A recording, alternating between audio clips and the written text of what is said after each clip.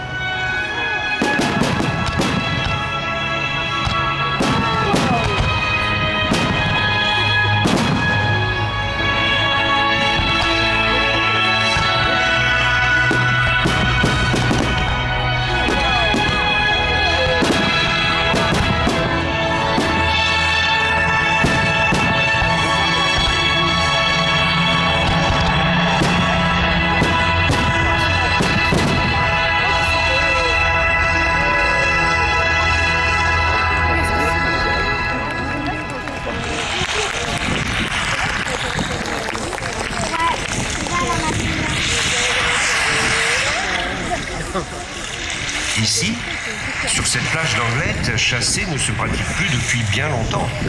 Mais au fait, connaissez-vous la différence entre chasser et pêcher? Non. Pêcher, c'est prendre ou chercher à prendre du poisson, des animaux aquatiques. Chasser, c'est guetter, poursuivre, piéger un animal pour le capturer ou le tuer. Asseyons-nous. Je vais vous raconter. On dit qu'ici, sur cette côte, vivaient des hommes qui furent les premiers chasseurs de baleines de l'histoire. De baleines? Oui, de baleines. Il y a plus de 1300 ans.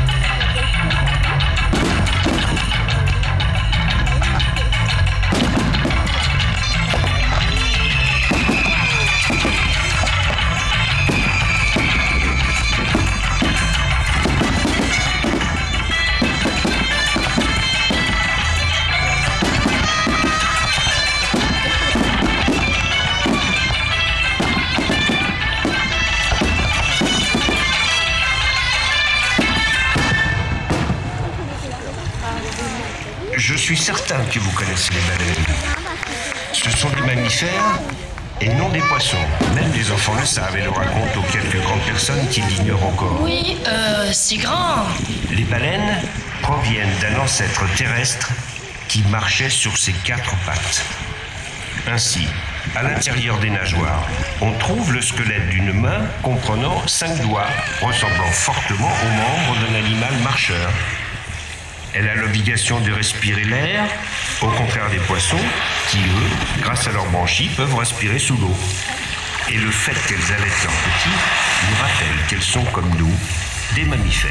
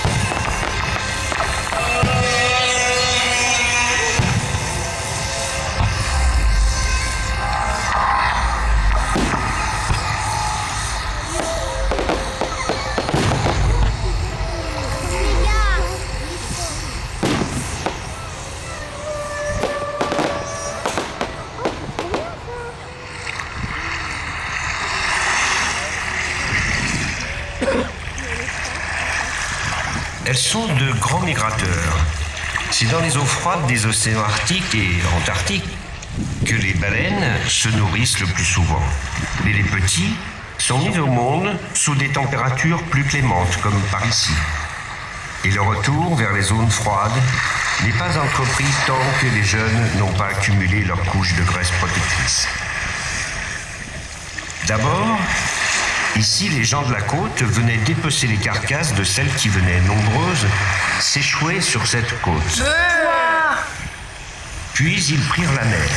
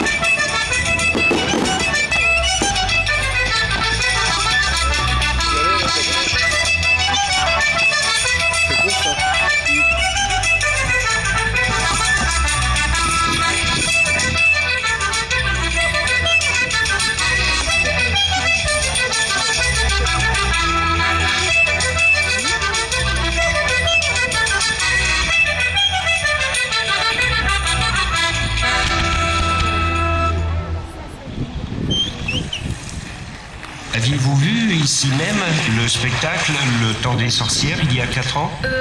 Il y a 4 ans, nous étions encore petits. Ah oui, c'est vrai. Toute la région a une grande tradition pour ce qui touche au domaine des sorcières. Un monde imaginaire qui n'avait presque rien à voir avec le satanisme.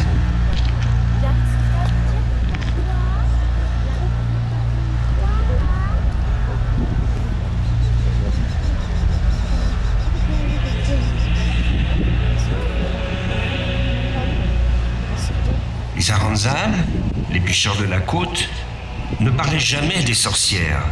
Et si leurs femmes le faisaient pendant qu'ils travaillaient, ils cessaient de pêcher. Ils avaient peur?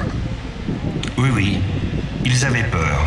Selon ces traditions, les sorcières, transformées en vagues, poursuivaient les pêcheurs et les marins. Elles montaient jusqu'au mât des navires et jetaient leur mauvais sort sur les marins et les pêcheurs avec leur poudre diabolique. Elles provoquaient aussi des tempêtes. C'est ce que l'on déclara devant le juge français Pierre de l'Ancre au cours du procès qui leur fut instruit.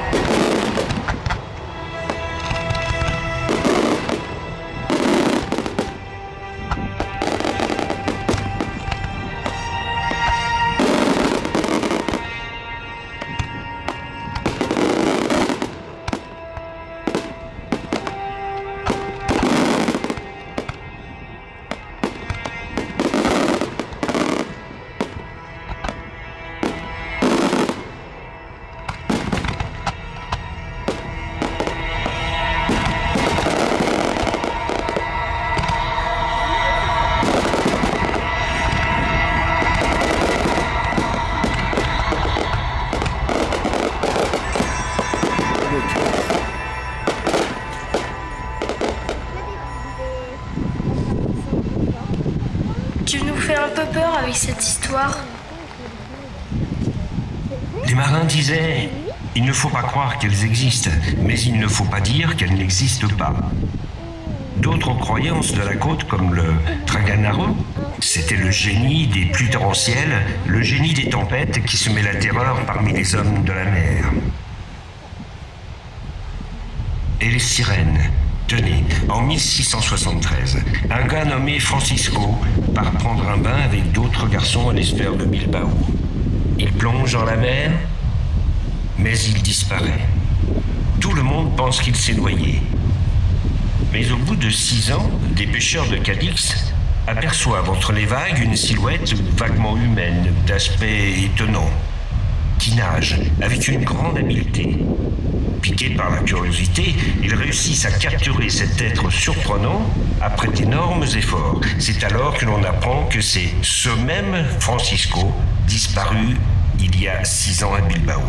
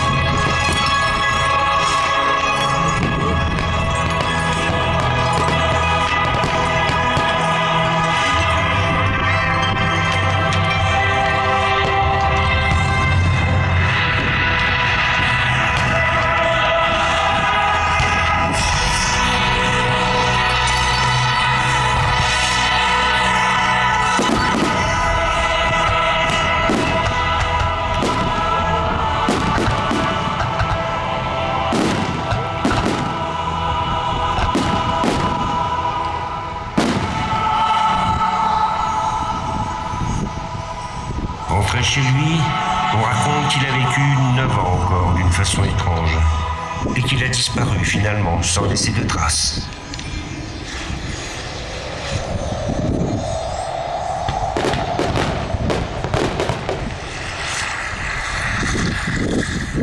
Mais pourquoi chassait-il les baleines? Pour les vendre, tiens, pardi.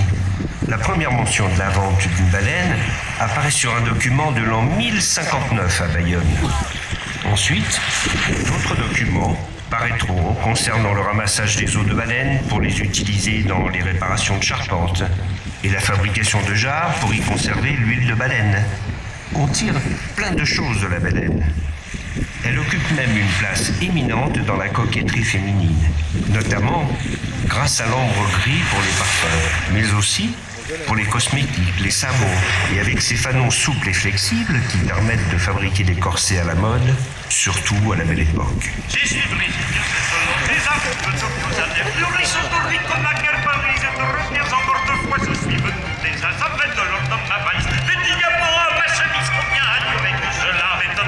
Sans amis et de mes 4 après 6 mois de galantes giflées, c'est plus rien au Paris.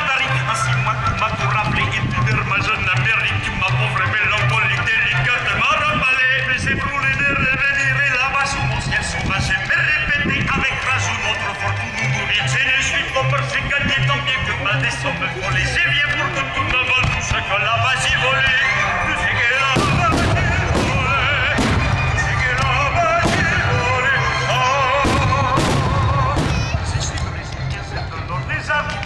Jamais plus riche aujourd'hui que la guerre Paris, je ne reviens encore.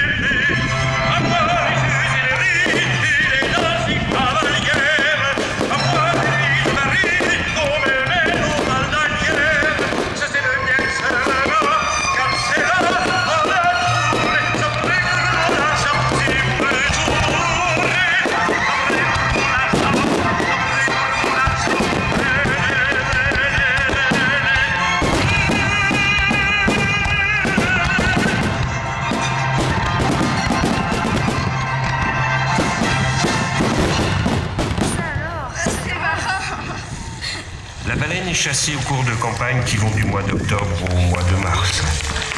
Au début, les chasseurs de baleines sont presque à main nue face à un monstre dont le poids peut aller jusqu'à 96 tonnes, le poids d'une armée de 1300 hommes.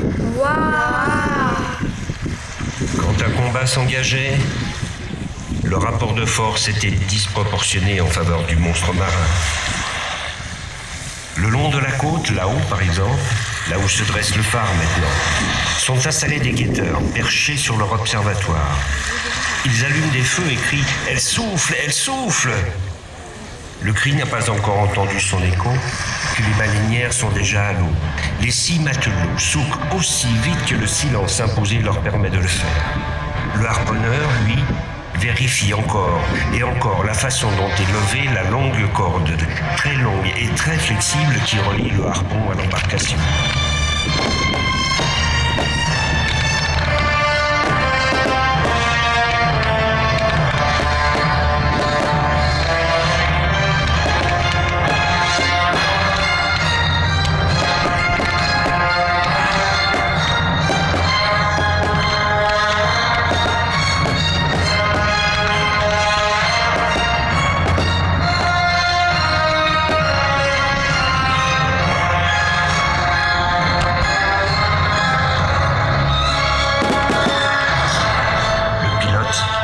Chasseurs jusqu'à ce qu'il puisse presque toucher le dos du monstre. Alors le harponneur lance son arme. Et là, très rapidement, les rameurs éloignent le canot de la fureur de la baleine qui plonge aussitôt en dévidant la corde avec une telle vitesse qu'il est nécessaire de l'arroser pour qu'elle ne prenne pas feu. Malheur à celui qui laisserait un membre dans un tourment. Au mieux, celui-ci serait proprement et immédiatement amputé.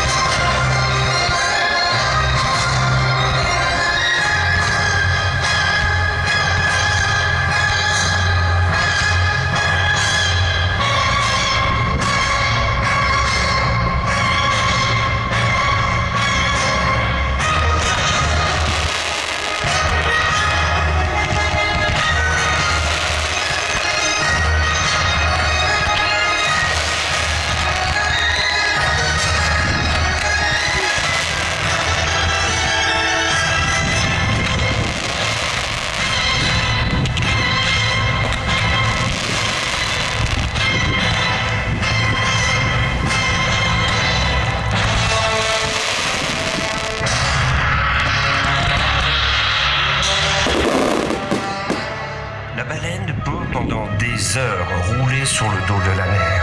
De temps en temps, elle réapparaît pour reprendre son souffle. Elle reçoit un second harpon, puis un troisième.